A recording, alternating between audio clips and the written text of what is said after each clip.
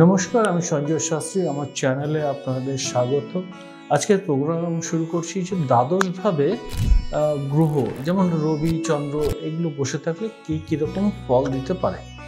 দ্বাদশভাবে যদি রবি বসে থাকে সেক্ষেত্রে দেখবেন পিতার শরীর স্বাস্থ্য নিয়ে চিন্তা বা পিতার শরীর স্বাস্থ্য রিলেটেড কোনো প্রবলেম, খরচ, লস এগুলো দিতে পারে।